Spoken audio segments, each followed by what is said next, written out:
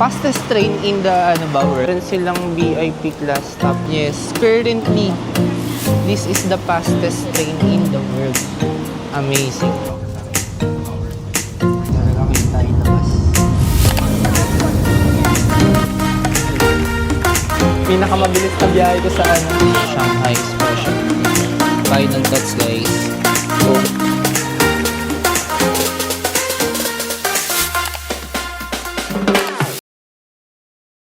Hi guys, welcome back to the channel. So, pauwi na kami and ang sasakyan natin ngayon is Maglev. From People's Square, punta tayo ng Longyang Road.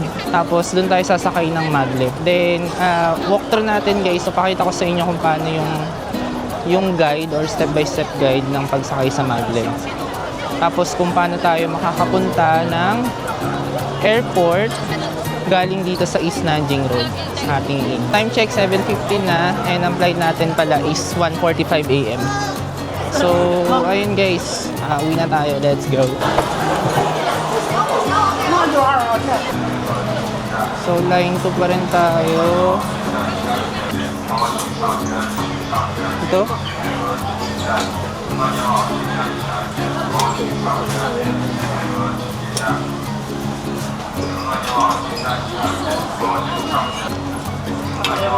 Ito yung pre-skin guys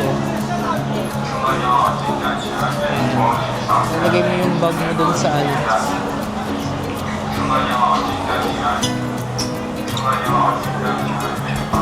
dami ng tao, rush hour siguro to 7:30.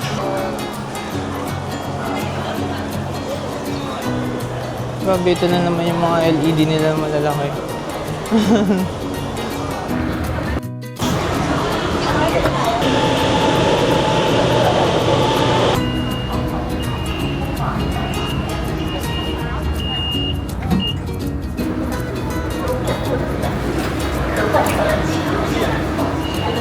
So, Maglev exit. Yan, Longyang Road. Tapos, lalabas tayo ng station.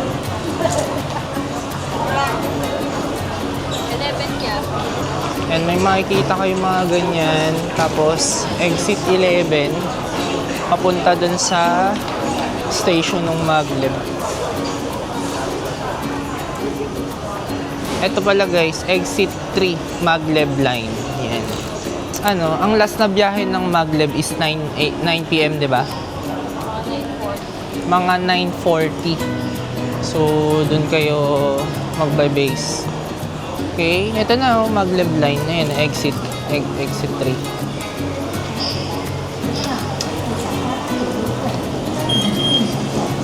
Naulan pagod.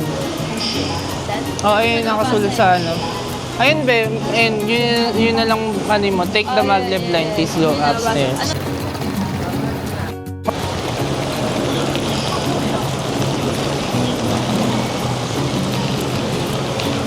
Longyang Road Station. Dito guys. Yan. So, magma-Maglev tayo. Doon kami lumabas.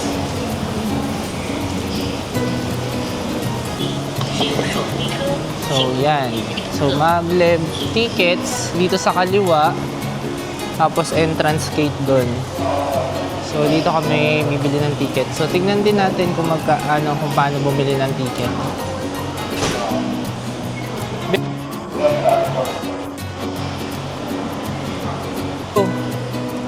Yan, English. So, buy tickets. Sige, ayan. Tapos, dalawa. Tapos, buy now. Ayan. Again, i-scan mo lang. Diyos may marimar talaga naman. Hindi ba papahirapan ng Shanghai yung buhay natin? So, ganun din. Lalabas lang din sa phone. Alipay lang ulit. Ganun lang kabilis. May marimar. Tapos, lalabas na rin yung ticket. Ganun lang kabili. Ayun, lumabas na. Isa pa. Yun na, dalawa. Yan. Ticket price is 50 Chinese yuan. Dito. Sa kanan. Yan, dito. Again, mag-check din tayo ng bags. So, patayin ko muna. Ano lang din. Ayan. Pupudong Airport Terminal 1 and 2. Doon silang VIP class tapos economic class. Okay ah. Ito guys, so, tingnan nyo. Wala siyang release. Magnetic levitation. Galing no, parang naka-levit. Parang nakalutang nga siya. Diyan sa magnet. Amazing. So, ayan. Right ahead.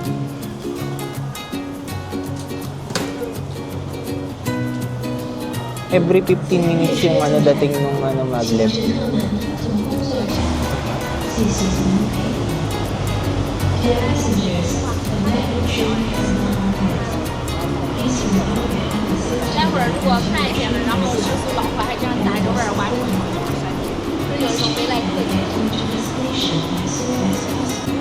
Ito na, hindi na nakapag-antay, na search na namin. Yes, currently this is the fastest train in the world.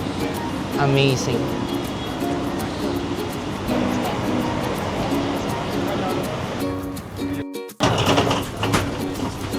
Pwede nilagay dito yung bag.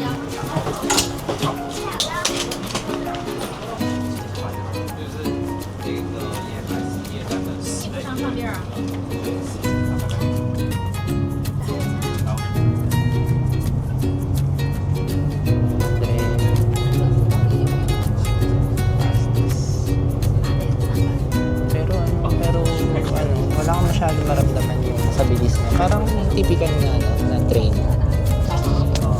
Parang bilis na yan maghanap ko na to. Tingnan mo natin sa... Hindi makita kasi sa reflection ng ilaw. Pero ganyan siya kabilis. Sobrang bilis niya talaga. Mas paulan na. Sana hindi madelay yung light.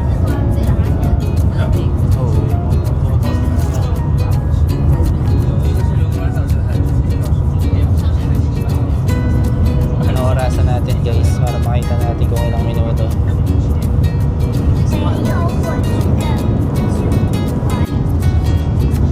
Dito na nakita yung labas. Kasi yung technology.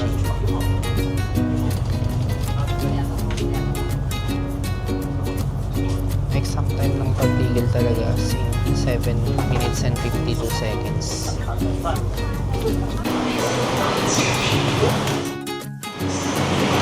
Amazing. Grabe, bilis. Lupit. Dito na kami sa airport. Pinakamabilis na biyahe ko sa papuntang airport. 7 minutes and 52 seconds. Exact time. Ang bilis. Grabe.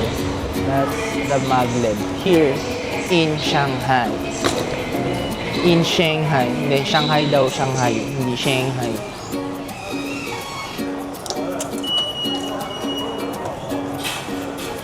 Terminal 1 to. While ito Terminal 2. Tapos meron dito McDo. Yan. So, maglev line. And then, if ever guys, kung may budget naman, papunta. Kasi ganun din naman, magdididi kayo, tapos dumating din kayo ng mas maaga. Diba? Mag-maglev ka na lang, ang bilis. Amazing. Oo. Yeah. So ito guys, dire-diretsuhin lang natin hanggang sa makarating tayo dun sa pinaka-departure area. Dito kami bumaba nung ito yung arrival area. Yung pagdating namin dito. So, departures tayo, baka sa taas. Tapos dito kami pumasok. Diyan banda. Parang nag-pause lang kami ng ng mga ilang seconds.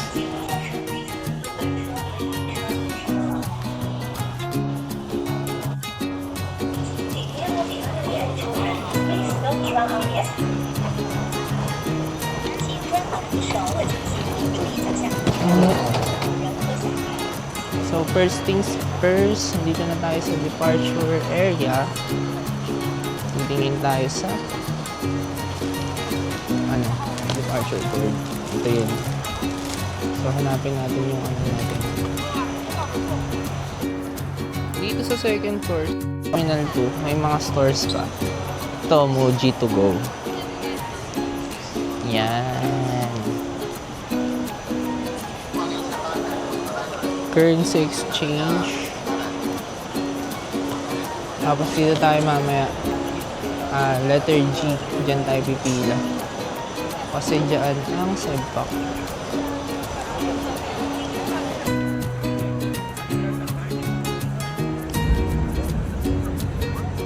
So ayun, final thoughts guys. Kung para sa amin o sa experience namin, kung safe ba siya para sa isang solo traveler, yes. Kasi 'di ba kung mapapansin niyo dun sa natin, sa mga videos natin, madaming police na naka-station dun sa East Nanjing Road. Then kahit sa mga sa mga crossing. Kaya ako siya nasabing safe siya sa solo traveler is madami siyang safety precautions. And sa akin, naman, sa mga locals naman, ayun, wala naman pakialamanan. Pwede ka naman din gumamit ng translator kung hindi mo sila makausap ng maayos, pwede naman. Tapos, ayun, yung trip kasi natin is 3 days lang tayo. Ang mako-comment ko, para malibot mo yung mga major spots dito sa Shanghai talaga. At least, 4 to 5 days, no? Kasama na kasama na Disney doon. Pero yun nga kasi 'di ba sabi ko sa inyo na yung mga spots here magkakalayo siya. And minsan maglalakad ka rin ng mga at least 20 minutes Papunta lang doon Kung example, yun nga mula Daban tapos pupunta ka ng Yuyuan. May lakad siya na ganun. Pero pwede mo naman din i-train basta parang malayo yung Zhujiajiao. Almost 2 hours yung biyahe. Papunta pa lang yun Tapos pabalik 2 hours na naman. Kaya napagod kami dun sa sa first day talaga Kasi dahil dun sa Zhujiajiao. Pero worth it naman kasi yung ganda talaga ng water town na yun. Then yung I think dun sa Disney, kung sapat na ba yung isang araw sa trip, feeling ko sapat na siya. Kahit walang early entry Kasi kung makikita natin sa apps nung experience namin, or hindi ko alam kung kasi summer lang Alam mo na pag summer, 'di ba, konti ang tao. Sa bagay. 'Di ba? Kasi yung weather ngayon dito sa Shanghai is summer siya pero papunta na siyang pa-autumn. Yung mga pila nag-in between lang siya sa 30 minutes. Tapos parang max na yung 60 minutes no? Nakita natin. Maliban kay Linabel syempre. Hindi siya siguro sa rides mga 60 to 90 minutes. Yun yung 90 minutes yung mga major rides doon ng Tron. Snow White, yun yung mga matagal Seven Dwarfs I mean. Pero sa meet and greet, yun yung umaabot ng 250 minutes, di ba, yung kay Linabel. Ang ko sa kanila, mas trip nila yung mga yung mga meet and greet kaysa sa mga rides. Kaya mas mahaba yung pila ng mga meet and greet. Lalo si Linabel, favorite nila yun. Kasi yung ibang meet and greet, mga mga 30 minutes, ganyan. Si Linabel lang yung 260. Yeah. Pero ikaw, sige, sagutin mo yung yung tanong mo. Sapat na ba yung isang araw para sa Shanghai Disney? Ako, para saan sapat na. Lalo kung rides kasi medyo nakaubos ng oras yung yung mga meet and greet. Pero siguro kung hindi mo naman goal na na talagang sakyan lahat, kung may mga specific ka lang na kasi ibang mabilis lang, yung mga 5 minutes lang, di ba? Iba. One day pwede na. Pero kung kung ma-detail talaga kayo, gusto nyo talaga kukuhaan nyo lahat, every sulok. Pero yun kasi, hindi kasi tayo nakapag-Pirates of the Caribbean Pero pwede na rin kasi sa bagay, mahaba yung pahinga namin Tumambay nga tayo para sa Illuminate ng 2.5 hours. Ayun, lastly, siguro yung pricing dito sa Shanghai at the same time yung flight. Sa flight muna tayo. Konti lang yung airlines na nag-aalok ng direct flight. Yun ang mahirap sa Shanghai. Kasi syempre, konti lang din yung, kumbaga yung schedule na mahahanap mo na okay sa'yo, di ba? Pag konti lang yung flight na available. So, madalas connecting flight. Pag connecting flight, syempre nakakapagod. Tsaka mas mahaba yung biyahe minsan. So, yun lang ang doon. Yun ang mahirap sa kanya. Pero so far, Siyempre, dahil meron sa Cebu pa, kapag nag-sale yan, makakuha ka rin ng murang flight sa kanila. Ay nga pala, no, ngayon ko lang naalala sabihin na yung flight natin ngayon pa uwi, piso pair. Nakuha sa piso fare. Yes, let's go. Naranasan din natin mag piso pair. Yun pa yung isang mahirap kasi nga, di ba, konti lang yung mga flights na available. Kay Cebu pa, yung flight nila hindi everyday. So, every other day siya. Kaya kunyari, pagka, automatic pag ina-adjust mo yung di ba? Ina-adjust mo yung flight mo. Parang 2 days yung idadagdag mo. Oo, yun nga lang. Yung idadagdag mo sa itinerary mo. So yun yung sa flight. Tapos, pagdating naman dito sa sa mismong Shanghai, sa pagkain, din affordable din di ba? Di ba yung pinakita ko sa inyo nung bumili tayo sa Konbini? Hindi ko alam kung Konbini rin yung tawag dito Basta convenience store. Hindi pa rin. Sa convenience store nila. Di ba parang 21 Chinese yuan lang. Pero ang dami na natin nabili. So kung nagtitipid ka rin, pwede ka rin mag-convenience store. Basta hindi ka lalampas ng 1,000 para sa 2 tao. I think. Ganun siya kamura.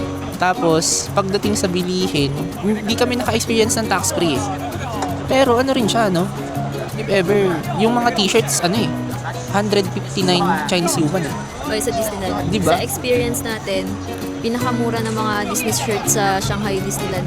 Oo, yeah. Compared, pati sa Tokyo, no? Oo, pati sa Tokyo kasi kahit pa paano yung Tokyo, parang 1,500 or 2,000 yung presyo ng t-shirt Oo. Diba? Kaya tingin ko yung bilihin dito, din, mura din siya. Tapos yung presyo ng Hong Kong, parang times 2 ng presyo ng Shanghai. Oh, yes. Tama. Tapos siguro yun nga, yung ulitin ko lang din yung mga napansin ko sa mga stores. Yung mga tiyanggian na, yung mga sa bandang yuyuan na yung hindi, walang nakalagay na presyo dun sa sa mga displays. Tapos, di ba, lalapit ka, tatanungin mo kung magkano yung presyo. Tapos sasabihin sa'yo nung staff or nung nagtitinda, we can give you discount. Oo, Diba? pagka sinabi tas ang taas na, tapos parang umayaw ka. Sila yung open sila sa Bargaining. Parang mga baklaran style yung Yeah. lang tayo, nahihirapan lang tayo pag nagtatanong tayo, di ba? Nakakahiya magtanong kasi nga, yung tumitingin ka pa lang, tatanong ka pa lang, nag-isip ka pa lang, parang pinipressure ka na bumili, parang lahat na tatumbling na si ate, mas mahihiya ka na lang na hindi bumili. Kasi lahat na ng performance ginawa na ni ate. Tulad kanina naiya ako yung sa may, di ba yung tumingin ako ng hand cream. Tinitingnan ko lang naman kasi kung ano ba yun. As in, kakalapit mo pa lang, tapos biglang sa ate kakaripa sa'yo. Nung araw mag-goal ka na, ba't kaya ako nilalapitan nito? Tapos ipapahid, pinahirap pa ako sa kamay ng sample. Kahit gusto ko lang naman tumingin ng kung ginamula lang, naamoy ko lang. Ako first time natin na experience na ang daming tourist sa isang observatory. Sobrang, yun yung pinakamadami na experience natin. Kasi nakapag-observatory din tayo ng dalawa sa, diba, Osaka. Yun yung pinakamarami, pala observatory na daming tao. Parang wala ka nang gagawin. Wala, basta mag-ikot-ikot ka na lang dun. Oo, yun din yung comment ko kanina sa Shanghai Tower. Kasi parang hindi ako makakuha ng spot or ng basta any spot talaga na wala masyadong tao. Kasi konting kibot, bigla may mabibidyo rin. Oo, lalo maliit yung space, magkakasagyan na kayo. Oo, yeah. Pero ang taas niya, ang taas niya talaga, grabe. Ang sakit sa tenga ng pressure sa elevator. Oo, pagka sa sobrang bilis ng elevator, sasakit yung tenga, yung kailangan mabilis ka rin lumunok kung gano'ng kabilis umakit yung elevator, ganun kabilis lumunok. Nabi-pressure nga ako, sabi ko, shucks na yun na yung lalamunan ko, paano pa wala na akong mailunok, ang sakit na ng tenga ko. Pero sa akin, talaga, parang siya, milestone din na nakarating ka dito sa Shanghai. Yeah, iconic pa rin siya. Sabi ko nga kanina sa train, parang mamimiss ko to. Mamimiss ko rin to. Pagka mga ganun kasi, syempre, pag mamimiss mo, sabihin nakapagbigay siya ng magandang experience sa'yo. Diba? Feeling ko kung tatanungin natin yung tanong na babalik ba, kung may pagkakataon, siguro oo, sa akin babalik. And meron pa kasing Beijing. Aray. Kung babalik sa China, oo. Tapos ma-explore din yung iba pang area. Yung sa Shanghai, oo, ganun din. Pero sa tingin ko parang, kumbaga, pwedeng lumipas muna ng ilang kaya makapunta muna ng ibang area katulad ng Beijing. Kasi parang ang dami na rin naman nating spots na try dito sa Shanghai. So, pwede namang medyo matagal na ulit tapos sa ibang area muna. Pero kung babalik sa Shanghai or sa China, oo naman. Ipon muna tayo. Babalik ako, may pera ka. Hindi tayo anak ng contractor kaya mahirapan tayo. Nasa siya sa akin, rating na 9 out of 10 talaga. 9 out of 10 yung experience natin sa Shanghai. 10 out of 10, bro. Yun? 1,000 over 10. Tayo din na Curse of the Blockbuster tayo. Ano yung one na nagkulang? Ano siguro, yun nga yung ano, yung amoy. Sigarilyo. Yung amoy sigarilyo talaga. Yung, ano kasi, mahilig sa ano, sigarilyo yung mga Chinese people or smoker sila eh. Pero ano naman, bearable naman, hindi naman ganun ka-bothering. So, ayun, yun yung last thoughts natin. So, ngayon, nag-aantay kami ng mag-open yung check-in sa Cebu Pac. Tapos, pila na tayo, step by step ulit. Ganun pa rin, after ng check-in, immigration. Tapos, papakita ko na lang sa inyo or ipa-flash ko na lang sa screen kung paano yung ginawa natin. Tapos, mag-aantay tayo ng boarding gate hanggang sa maksakay tayo ng plane. So, tingnan natin kung ano pa yung ma-share nating tips or ma-share natin na information sa inyo. Let's go. May let's go pa rin eh.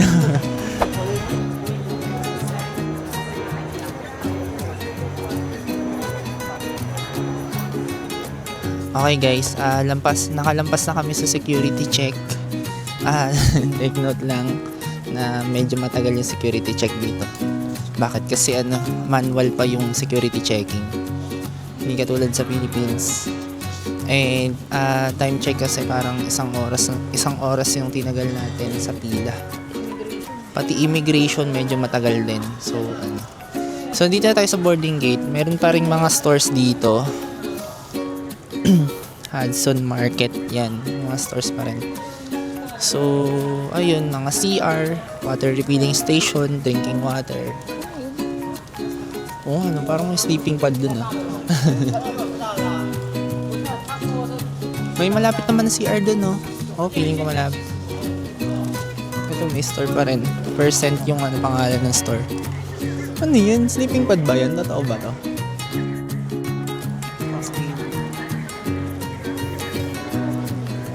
Ano to? Nap hubs! Ayos sleeping pad nga. Hindi, nagjo-joke lang ako kanina Kala ko Pero sleeping pad siya Okay Siyempre, siguro may bayad yan. May QR code So, ito itsura ng departure area. Boarding gate. Yeah. Currency exchange. Meron pa. Yeah. Medyo maluwag talaga yung airport nila parang kamukha nung kamukha nung sa Clark. Kala mo talaga punta tayo dun Okay guys, boarding gate na tayo. After namin kumuha ng boarding pass, immigration. So medyo mahaba din yung pila. Take note that. Sa immigration pala guys, wala naman tinanong. Pinakita ko lang yung boarding pass tapos yung passport natin. Tapos pinaharap lang ako dun sa camera nila. Tapos pinalampas na ako. Sa security check, yun nga, manual yung security checking nila. Yung mga phones nilabas sa bag, yung camera, yung laptop, if ever may laptop, pati bote nilalabas. Tapos belt nilalabas din o tinatanggal dun sa pants. Dahil manual yung security checking nila, yung security na nandun, i-scan yung buong katawan mo, yung hahawakan ka, yung something na ganun. Sa ganun siya ka-manual. Pero okay naman. Again, agahan nyo guys. Pag nag-open na kagad yung check-in counter, suggest pila na kagad kayo. So, then after naman ng security check, nandito na tayo. Antay na lang tayo ng boarding talaga o makasakay sa mismong airplane. Smooth naman. Yun nga lang, mag-alert ka din dito ng medyo ahead of time. Ahead of time naman kami kasi 8:30 naman tayo dumating dito. Ang flight natin parang 1:30 pa ng madaling araw. So, siguro end ko na tong video na to. Nakakaya na magsalita kasi meron na tayong mga kababayan na nakakaintindi sa akin. Joke lang. Diba pag dito sa ibang bansa kasi kahit pa paano hindi ka maintindihan kung ano-ano lang yung mga sinasabi mo. Pero ayun, again, maraming salamat guys sa pagsama sa ating vlog. Salamat sa pagtambay sa ating channel. And don't forget to like and subscribe. And share nyo na din dun sa mga gusto mag-Shanghai. So, ayun guys, maraming salamat. See you on the next vlog. Yun lang. Peace.